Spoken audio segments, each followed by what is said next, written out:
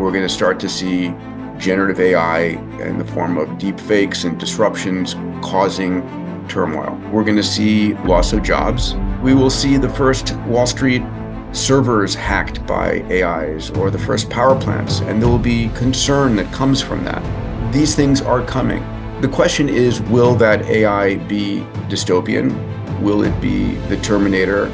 Or will it be a benevolent entity supporting humanity, wanting us to be our best? It's tough to predict where things are going, but the convergence of these exponential technologies are allowing entrepreneurs to reinvent the future every single day. And anybody listening should be trying to incorporate AI into every aspect of their business at this point.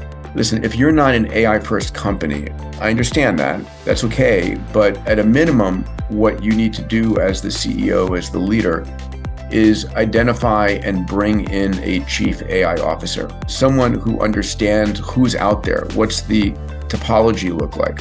Who are the major players out there in the world? We humans have been the most extraordinary problem solvers ever. We're still here. We have solved so many problems over the years. We're really good at seeing the problems far away. We accelerate them to today, we freak out, but then we still have time with all the new technologies to solve them, and we do. And I have confidence that we will. And I have confidence that we have the ability to uplift every man, woman, and child on this planet and create this incredible world of abundance. So I really hope people walk away from this conversation, Brian, empowered about the future and knowing that they can make a real dent in the universe.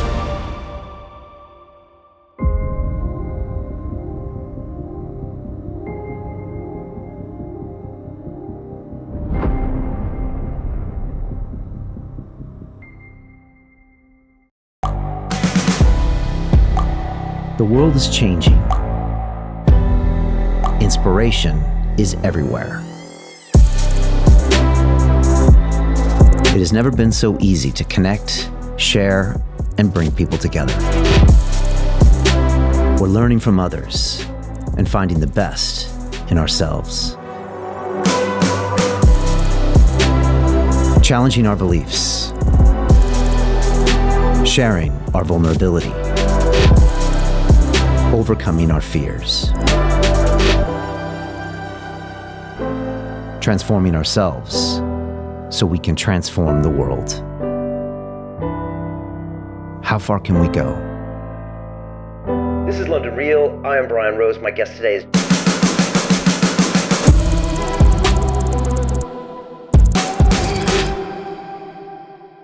This is London Real. I am Brian Rose. My guest today is Peter Diamandis, the entrepreneur, philanthropist, author, and world-renowned speaker.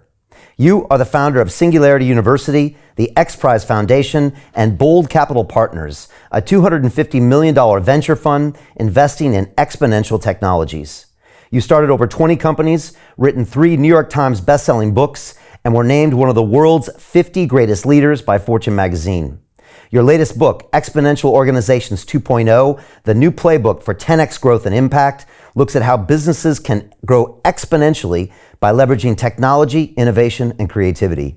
You believe there will be 2 kinds of companies at the end of this decade, those that are fully utilizing AI and those that are out of business. Ultimately, you think AI will create an extraordinary future where our greatest dreams can come true. Peter, welcome to London Real. Thank you, Brian. Appreciate the invitation. And this is one of the most incredible times to be alive. Every day I pinch myself at what I'm reading, what I'm seeing. We're living in the midst of a science fiction movie in one sense. Another sense, we're living at called the 99th level of the gameplay, right? The boss level for those who are gamers. And it's tough to predict where things are going. And we can talk about that, but the convergence of these exponential technologies are allowing entrepreneurs to reinvent the future every single day. Yeah, and we have a lot of entrepreneurs watching. I'm one, you're one. So I really want to get into exactly what you put out in the book. I had my ChatGPT moment like everybody else did. And, we both spent time at MIT, so we were technical, but I had never gone that deep into AI. And of course I did afterwards. So the last 6 months, I've used my platform to educate myself. I've had Mo Gaudet on the show. I know you've spoken to him, former Google. Yeah. I actually had Mo 4 years ago when he came, or 5 years ago when he came with his happiness book. So I already knew Mo. Yes. And I listened to his book, and then I got him back on. I've had Professor Max Tegmark of MIT, Professor Hugo de Garis, who wrote that book, The Art Elect War, and of course, Dr. Ben Goertzel on the show. We're also investing about $1 million into his new AI company. Peter, you've been talking about singularity for decades. I was just curious, why write your book now, and how did the ChatGPT moment change your view of the future? So I wrote a book with my writing partner, Stephen Kotler. We'd written Abundance, Bold, and our third book was The Future is Faster Than You Think. That came out in 2019, just before the pandemic hit. And it was a look at how this decade, everything is accelerating, and that the speed at which technology is accelerating is itself accelerating. All these things are coming together, right? Just to take a second to paint that acceleration of the acceleration. First of all, we've got more capital than ever before, right? Deployed more democratically globally. We have the fact that the tech is becoming cheaper, so your ability per dollar to get access to compute or memory, or per dollar to get access to genome sequencing, is skyrocketing. Not just 10x or 100x. We're talking, a million x, a billion x over it was 20 years ago. So for every dollar available, and there's more of that, there's more capability of technology. We then have more individuals, more brilliant minds being connected globally around the world. It used to be the people that were, in our classes at MIT, or were in our city, or we happen to know through our industry. Now you have access to the most brilliant minds around the planet instantly for free, right? So there's more intellectual capability and more money doing more things with it. And then you add this incredible sense of urgency, this what I call a massive transformative purpose. It's throwing fuel on the fire. So all these things are accelerating the rate of the acceleration we're seeing. And one of the things I wrote about in Exponential Organizations 2.0 with Salim Ismail is that we're going to see more progress in the decade ahead than we have the entire past century. And so when you look at this incredible speed, it is blinding. And I mean, I was just, as we were just saying a few minutes before we hopped on this program, I was at MIT this past week visiting some dear friends on a new company, a new venture studio I'm creating there. And I was talking to one friend about how a new generation of technologies are coming out that will displace these generative transformer models, these these GPT models, and will be 100 or 1,000 times better than them. And then, literally not an hour goes by when another person saying, "Oh yeah, I've heard about those approaches, but this is going to blow that one out of the water." So it's this near the curve and agility and the ability to understand the fundamentals, sort of first principle thinking. That's going to be key. But we're going to see disruption after disruption after disruption. And how do you leverage that? The way I describe it, Brian, is how do you surf on top of the tsunami of change instead of getting crushed by it? So, that can either generate a sense of anxiety in people when I speak about this, or like awe and excitement, like amazing. Like I'm going to let go of that and I'm going to start on this next dream. I mean, my GPT moment probably prior to ChatGPT, but then definitely excelled by ChatGPT, was really the recognition that the Turing test had been completed and that we had just moved the goal line. In fact, another conversation I had at MIT this week was in when are we going to see AGI? And one of the guys I was there with, who's extraordinarily brilliant, has multiple PhDs. He says, "Listen, we have AGI. It came in 2020." I say, "What?" He goes, "Yeah, it came with the release of GPT-3. I'm clear about that," is his opinion. And it will become evident by 2025. So what does it mean to the world, everybody listening here, if in fact we have artificial general intelligence, right? We know there's this concept of narrow intelligence, and this is Deep Blue winning chess. This is even, even DeepMind's approaches to protein sequencing or playing Go. These are narrow AIs that are able to solve this particular problem. Artificial general intelligence is an AI that you can ask it to do anything, and it's generalized sufficiently. But the interesting thing is, okay, if in fact we have it by 2025, Ray Kurzweil, who's a dear friend, my mentor, we've started companies together, we started Singularity University together. Ray's prediction is that his prediction has been that by 2029 we'll have human level AI. And everybody used to think he's super, way ahead and optimistic. And no, it's 50 years later, 100 years later. Now people have all honed in on, yes, by 2029, we're likely to have AI. And many individuals, Elon included, are projecting, no, it's likely 2025. So regardless if it's 25 or 29, it's here, it's this decade. So what are you going to do? How are you going to prepare for it? It changes everything. I've had people on both sides, Peter, some that say, well, the Mark Andreessen viewpoint that, look, people always worry that technology replaces jobs and then it creates the jobs. And then I've had people on the other side that say, look, this is completely different.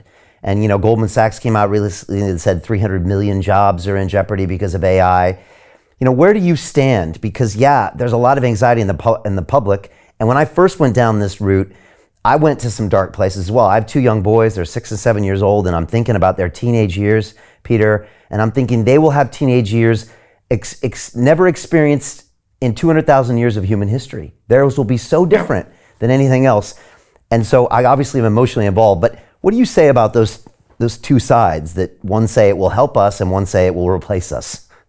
So let's drill down. I'm a dad of two 12-year-old boys, fraternal twins. And I think about the same thing. I'm clear that their middle school and high school will not prepare them for the road ahead, and that school needs to be reinvented. So I've been spending a lot of time. I put out 2 blogs a week at Diamandis.com, and I just wrote one on the future of reinventing high school. I'll probably have to do one on the future of reinventing college if college. Sure, we're going to be changing that significantly. There are utopian and dystopian. Both are true. They're not exclusive from each other. And let me break that down. First of all, do I believe we're going to have issues? Yes. Do I believe that the world is going to be extraordinary in the next 20, 30, 40 years? Yes. So how do I hold those two resonant in my mind? I do it by looking back at the last century. I think very few people would argue that between 1900 and 2023 that the world's gotten extraordinarily better, right? From a living standards standpoint. But even if you believe that, during the past 123 years, I actually looked at this for my new book. I'm writing the next iteration of my first book, Abundance. Over the last 123 years, there have been 268 million deaths due to war and pestilence and famine, right? So we've had this incredible period of hardship, but yet still the world has gotten better at an extraordinary rate over the last 123 years. So are we going to have ups and downs? Are we going to have issues? Yes. Will the world get extraordinarily better in the process? Yes. So let's break AI down into 3 categories. So AI today, I would say, is incredible. It's the equivalent to that newborn child that you're cuddling and holding and is all love. And, if it's not screaming in the middle of the night, it's cuddly and fun. And we can use ChatGPT and we can use stability and stable diffusion, all those things, and have fun with them. And they're causing more upside than disruption. So that's phase 1. And I think if we were to stop development of AI today, it would be incredibly useful for the world. Still, one of the most useful tools ever. But then we're going to enter phase 2 and phase 3. Phase 2 is the next 1 to 10 years. And this is the phase during which AI starts to become disruptive. What do I mean by that? Well, we have the US elections coming up, and there's no question that in the US elections, we're going to start to see generative AI in the form of deep fakes and disruptions causing turmoil. We're going to see loss of jobs. I think the loss of jobs issue isn't going to be as big as people think. It's going to be definitely punctuating certain careers and jobs. I think we're going to have AI co-pilots. As a physician, you're not going to be diagnosing on your own. It's going to become malpractice to diagnose without having AI in the loop, and there's definitive good reasons for that. As a CEO, as a politician, as a lawyer, as an artist, as a writer, you're going to have your AI co-pilot supporting you. And we have that already to some degree. And there are going to be those jobs completely replaced by AI, but there will be upskilling opportunities. And so I think the job market will take care of itself. I think we're going to have universal basic income, right? UBI, where we tax robots, we tax the AIs that are displacing jobs, and we distribute that capital to individuals, and we allow those individuals to upskill themselves, educate themselves with that capital. There will be terrorism. We will see the first Wall Street servers hacked by AIs, or the first power plants, and there will be concern that comes from that. And we have to learn how to navigate that. It's going to be like a pandemic.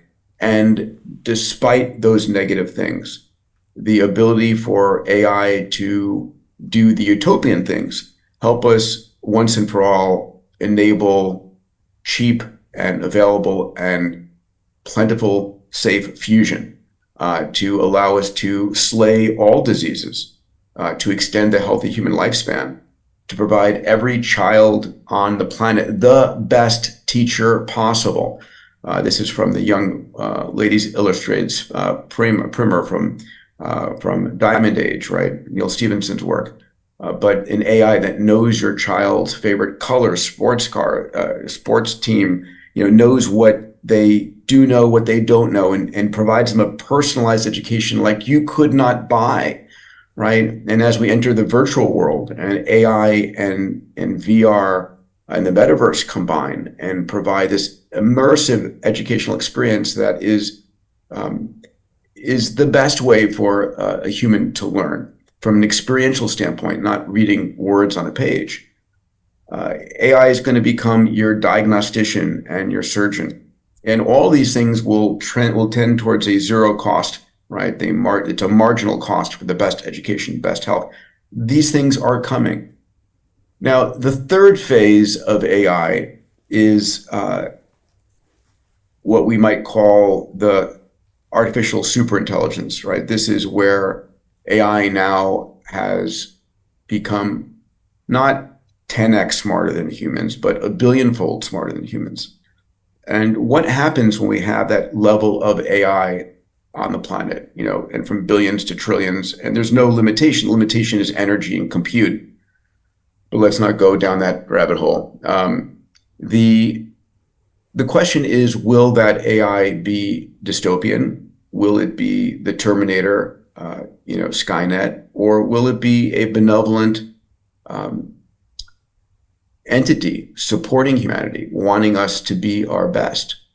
And I think that's where the conversation is most important. I personally believe that the more intelligent a entity is, the more pro-life and pro-human life, pro-abundance it will be. I think there's no reason for AI to, crush humans, right? There's an infinite number of resources accessible. If you're a movie fan, on one end of the spectrum, there is Skynet and the Terminator. On the other end is Her, where in this movie, when the AI becomes super intelligent and basically gets bored of humans, it leaves and goes off to some other star system. And I think that's more likely. There's no reason. We are a crumb in a supermarket filled with resources in our universe, right? The Earth is a beautiful gem, but it's by no means unique in its availability of atomic matter and energy. So our job today, and these are conversations, so I do my podcast Moonshots, and I've just been like you, Mo Godat is a friend, and I love his thinking. And we're spending a lot of time together, focused on the alignment problem. And then Imad Mustaq, the CEO of Stability AI, and others, we've been having this conversation. How do you ensure that AI, the super intelligent AI, is aligned with us? Mo's framework, which he writes in his incredible book, Scary Smart, is probably one of the best. He says, we are giving birth to a new species, a new intelligence in AI. And he says, imagine, and I'm sure they had this conversation on London Real, when Superman landed on planet Earth, and he landed in Kansas, and meant that Kent, was brought up by the Kent family, this family of loving individuals with good morals and ethics. He turned into a superhero. If he had landed in the Bronx in a drug lord's den, he would have probably become a supervillain.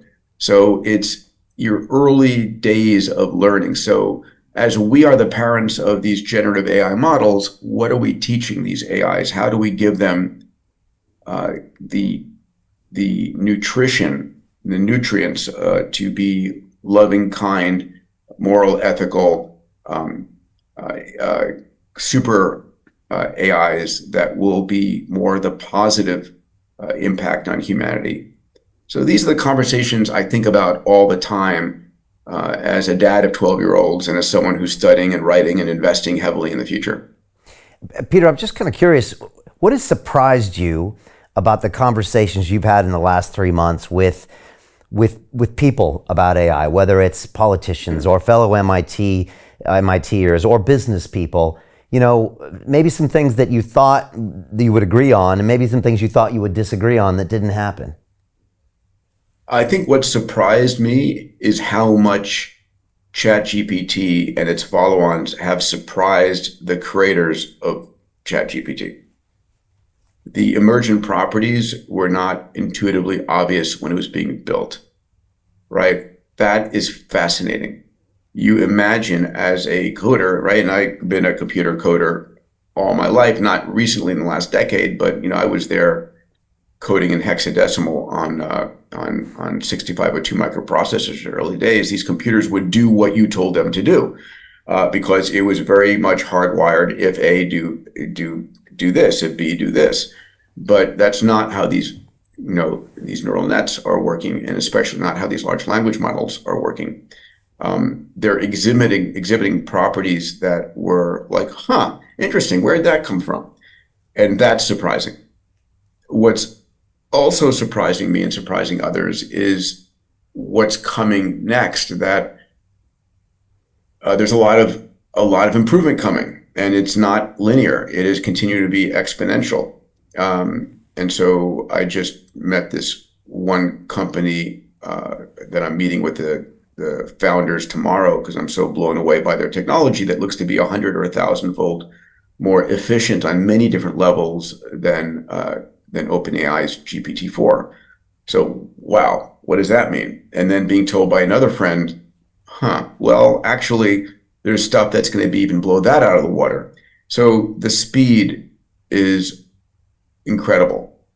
I think what surprised me as well is how this isn't front and center conversation where it needs to be in the boardroom. I'm on stages around the world, and I'm like, wake up, people. You have to understand that this is an extraordinary time, and the tools and how you think about this and how do you prepare for it and how you reinvent your business. So this is what I spend a lot of my time thinking through. So anyway, a lot of that surprising me. I mean, the White House obviously, summoned the leaders there. I think they just came up with an agreement. The Senate had obviously, Sam there and a few people talking about it. A lot of the corporations are talking about it, but in your mind, they're not really engaging or seeing how fast and how accelerating this and how disruptive this would be? Yeah, I think this needs to be an ever-present conversation of increasing percentage of one's time because the impact is disproportionate to everything else. Talk about not only the elections, but the global economy, right? Whenever we have a revolution, and this will be a revolution, economic revolution, a societal revolution, a workforce revolution, an intellectual revolution, it generates turbulent flow. And then it settles out into a new capability. We saw this with the Industrial Revolution, and we've seen this with the early computer revolution. We've seen it over and over again. And the challenge is that, or the advantage of previous revolutions are that they took place over centuries or decades or years versus months. And our systems of governance and we humans want stability. Humans like waking up in the morning and knowing that the world was exactly the way it was when they went to sleep last night.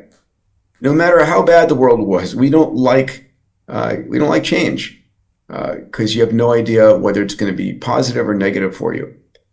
And this is going to be an impulse, right? A high force per unit time change that is going to shake people.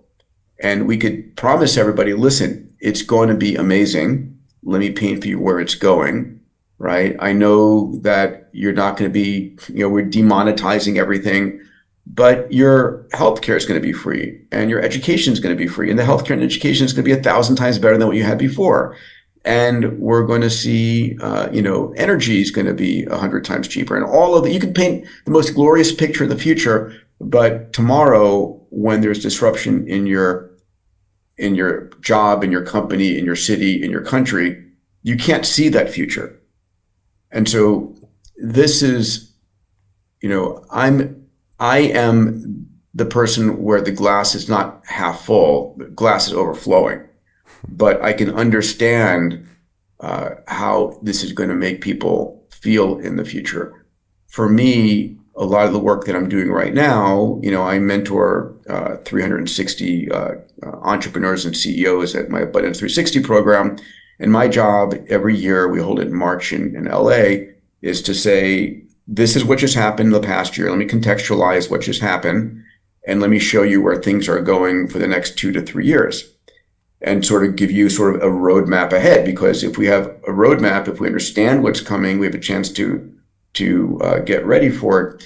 I started running this Abundance 360 program 11 years ago and committed to running it for 25 years because I said, I'm going to mentor and support these CEOs between now and through the singularity, right? And I can tell you that it's becoming harder and harder for me to really keep up. I am by bringing amazing people together, but so much is happening during the course of a year. And the time horizon, the predictable time horizon of what is likely to hit it used to be I had a good view of where things were going to be in 10 years and definitely 5. And now, 3 to 5 is getting kind of shaky.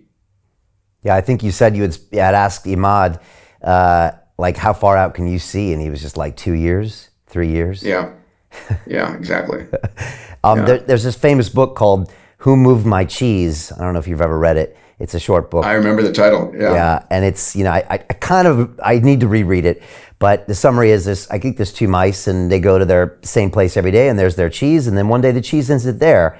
And I think one mouse freaks out and spends all his time complaining that his cheese isn't there. And the other one realizes that this is going to happen regularly. And I got to get into the mindset of being able to look for new cheese, or maybe not worry about cheese anymore, or who knows, maybe get the AI to find my cheese. And it's about the mindset. And I think you said this before, Peter, that mindset, maybe that's that growth mindset, is probably the most important asset you can have going into this future. Is how you can condition your mind. Because like you said, we are going to be hit like a boxer hits someone with a 10-punch combo with all of these crazy changes. And it's going to happen probably starting daily soon. So how can people think about changing their mindset? Because that's not an easy thing to do. Yeah. Yeah, so I teach that. I mean, that's the core of what I teach at Abundance 360. I've got 3 books in production right now. One is Abundance, Scaling Abundance. It's a follow-on to my original book, Abundance, from 12 years ago, because the story's gotten so much better. And abundance is a mindset. And then there's another one on mindset mastery. And let me give for those who haven't thought about it, let me take a second here. If you ask yourself the question, what made the most extraordinary leaders on the planet successful? Whoever they are, Mahatma Gandhi, Elon Musk, Steve Jobs, name your favorite leader. And you said, okay, was it the money they had that made them successful? Was it the friends they had? Was it the tech they had? Or was it the mindset they had? And I think, on stages where I ask people, or on Twitter where I polled people, it's like 99% say, yeah, it's the mindset, right? And if you took away everything from them, but, Martin Luther King maintained his mindset, he would gain back the leading power that he had. And I think that's true. And during all of my life of mentoring under people and learning from extraordinary individuals, it is all about mindset. So if mindset is the key element, my next question to those watching and listening is, well, okay, what mindset do you have? And where did you get it? And what mindset do you need for the decade ahead? And so if you stop and ponder that question, you realize that shaping your mindset is fundamentally critical. All right, next point. What is a mindset? Well, it turns out, we've been talking about AI, and that deep learning is these neural nets in a computer instantiation on NVIDIA's chips. And you train a neural net by showing it data after data after data. If you want to train a neural net to, be able to see a mouse or cheese or a cat, you show it photos of that over and over and over again, and it starts to learn and recognize the ears, the tail, the whiskers, all of those elements, and it says, okay, that's what makes a cat. And it can then identify a cat in all its different variations. Well, we are constantly training our neural nets by the stuff that we watch, we read, who we hang out with, the conversations we have. And so, like I say, if you're watching CNN, which I call the crisis news network, 24 hours a day, you're going to be in a state of fear and scarcity and anxiety, because you're having every murder on the planet delivered to you over and over again. And in that case, you're just in a constant negative assault.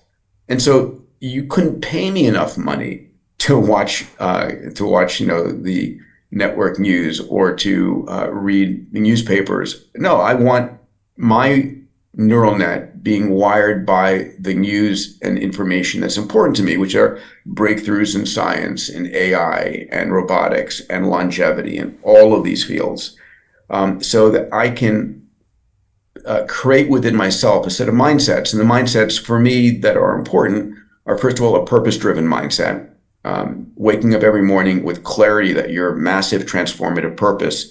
And in our book, Exponential Organizations 2.0, we talk about that an MTP, a massive transformative purpose, is fundamental to every company that's really in exponential growth.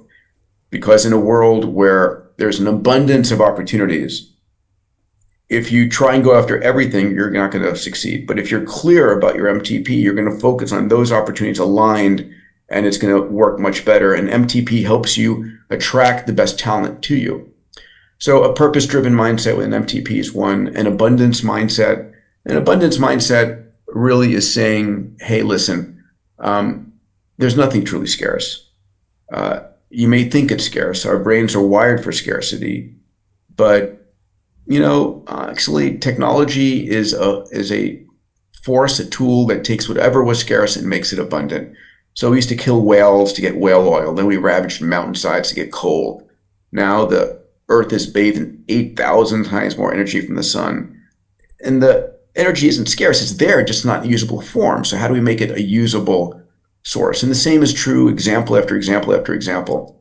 And the next book, Abundance, Scaling Abundance, will tell that story. The next mindset is an exponential mindset. And it's really understanding that we're living in a world that's very different than the world our brains evolved for, which were a local and linear world. And, we're great at saying in 10 steps, I'll be there, in 20 steps, I'll be there, in 30 steps, I'm across the street. But in 30 exponential steps, you're not across the street. You've gotten 1 billion meters and you're circumvented the planet 26 times. And that's incredible. I teach a moonshot mindset, how to go 10x. Maybe that's a growth mindset in other parlance, but going 10x bigger, where the rest of the world is going 10%. And then one of my favorites, where I spend a lot of my time, is a longevity mindset, right? Having clarity that it's this decade, secondary to AI and quantum technologies coming, that we're going to learn how to extend the healthy human lifespan by an additional at least 10 years, maybe 20 or 30 years. And during that extended period, we're going to learn how to extend your life even more, right? So it's called longevity escape velocity. So longevity mindset has you really focusing on what you drink, what you eat, getting exercise, sleep, to preserve your physical instantiation to intercept these breakthroughs coming your way. And that also benefits the mind as well as... Of course. Yeah. Your body, sure. You think in the next decade we'll get that 20 years? I do. I fundamentally do. I'm getting ready to launch a major X Prize in extended health span. And I track this, I invest this. I have a $600 million fund, Bold Capital, that's investing 2/3 of it into longevity and health. And I run a longevity platinum trip every year where I go visit the top 50 scientists and researchers. And all of these things, what I'm seeing is stunning across the board. So yes, one of the things, I write about the fundamentals, and the fundamentals are still, Brian, diet. What is it? Simple. Lots of whole plants. Zero sugar, minimize your sugar. Sugar is an inflammatory agent. It's got so much, the body was never designed to get as much sugar as we have. We didn't have sugar evolving in the savannas of Africa. This thing called sugar is a relatively recent part of our diet. Sleep, 8 hours of sleep, 7 minimum, fundamental, no questioned. If evolution could got rid of it, it would have a long time ago. Exercise, number one thing you can do, and it's hard for people to budget in their time, but you got to do it. It's exercise a little bit every day, right? At least 10,000 steps. It's getting some zone 2 exercise. It's getting weight resistive training. I try and get into the gym with weights at least 3 times a week. And then mindset is fundamental. There's some incredible numbers that those individuals who are driven by purpose and who are optimistic have something like a 17% average longer lifespan. Mindset matters. The final thing, well, there's supplements and meds, but there's, those are tuned to your genomics and tuned to your health status and what your desirements are. But the final thing is what I call not dying from something stupid. What do I mean by that? We now have the ability to upload you every year, digitally upload you. And so one of the companies I'd started with Tony Robbins and Mark Benioff and Bill Kapp is a company called Fountain Life. We're in the US, we'll be in London sometime in the next few years, and we'll be around the world. But these are facilities where you go at least once a year and you get uploaded, full body MRI, right? MRI of your brain function, brain flow, blood flow, a coronary CT analyzed using AI, a DEXA scan, 100 biomarkers. It's 150 gigabytes of data about you. And what's your goal? Your goal is twofold. Is there anything going on inside your body right now you need to know about? Most of us are optimists about our health, but we have no idea what's going on inside you. You really don't. You have a better idea of what's going on inside in your car from your gauges, or if you're a pilot, what's going on inside your airplane than you do inside your body. And that's insane because we can know right now. And so out of the first few thousand members who went through Fountain Life, what we found was 2% have a cancer that they don't know about. They think they're healthy. 2.5% have an aneurysm they don't know about. 14.4% have something that is really life-threatening that you take care of. And so this is about giving you the knowledge of what's going on today, but also looking at the combination of your genomics and your physical and all of that, is what are you likely to come down with and how do you prevent it, right? So that's that's fountain life and what I call, don't die from something stupid. Yeah, that's so powerful. Get to London, please, so I can go. You talk a lot about interfaces, and you've talked about kind of the Mosaic browser and other pieces of technology over the years. Now we have this AI interface, and of course, Elon keeps teasing this Neuralink interface. Just your thoughts about how those could change the future. I mean, obviously the AI and the Neuralink. Yeah, so I forget if it was in Abundance or Bold. I wrote about something called a user interface moment. So I was interviewing Mark Andreessen on stage at Singularity University years ago, and as he was telling the story of coming up with Mosaic, the first internet browser that became Internet Explorer and so forth, we had ARPANET, which was basically the U.S. defense industry and government connecting all these supercomputer clusters at Stanford, at MIT, at Harvard, and Washington, D.C., and then giving people who were not at that cluster, who were not physically in Cambridge, who were not physically in Palo Alto, access to these over a terminal. And that became ARPANET, the advanced, it was a network of these computers. But they were hard to use. They had arcane keystroke combinations and languages and so forth. And what Mark did was he put a layer on top of ARPANET that with HTML that allowed you to interface with this powerful underlying capability. And it became the browser, and the browser on top of the internet. I said, that's fascinating. And the number of users went from like 10 in the first year to 100,000 next year and 10 million in the next year. It's incredible growth because it was such a powerful underlying capability, and it was intuitively easier to use, not intuitively obvious to use. So that user interface moment got me thinking about other user interface moments. The iPhone became another one with Steve Jobs and the App Store. And ChatGPT is most definitely a user interface moment, making it super simple to use the GPT models that were trained up by OpenAI by just chatting with them. It's like amazing. If you take that a level higher, AI will be the ultimate user interface moment. What do I mean by that? We're all going to have a version of Jarvis. Jarvis from Iron Man. I love that movie. And Jarvis was Tony Stark's AI interface and is like, make me this, do that, make the coffee, build me a new suit, whatever it was he wanted. And it went from his mind, his desires to this physical instantiation.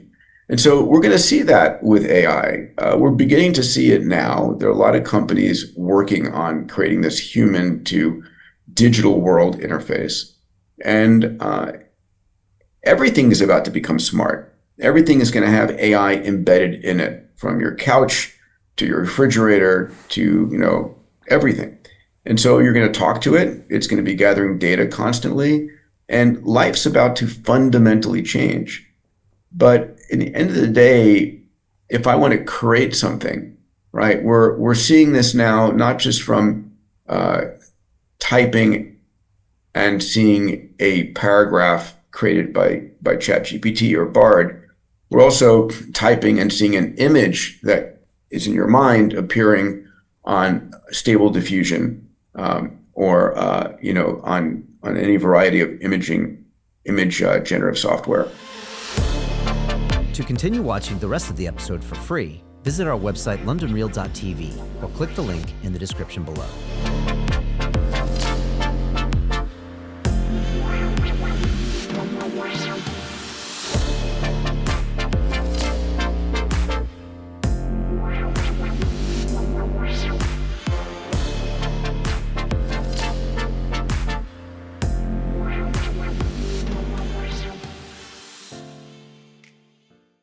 So Jim Rickards has just recorded a video that's not available to anyone in the public, and he's going to be talking about how this upcoming recession is going to be fast, it's going to be bloody, it's going to be nasty. But at the same time, he's going to show you how you can position yourself to profit from all of this chaos.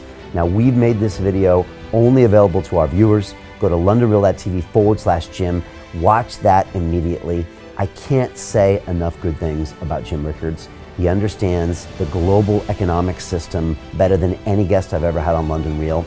His predictions are almost uncannily true, and you can learn how to profit from his vision, from his expertise, and his understanding of economics. So go to londonreal.tv/Jim or click the link below. It's an excellent, excellent look on what's going to happen in the future and how you can position yourself to profit from that. Jim is one of the best in the business, one of my favorite guests on London Real, and he's very, very good at predicting the future and showing us all to profit from it. So click the link, and I hope you enjoy.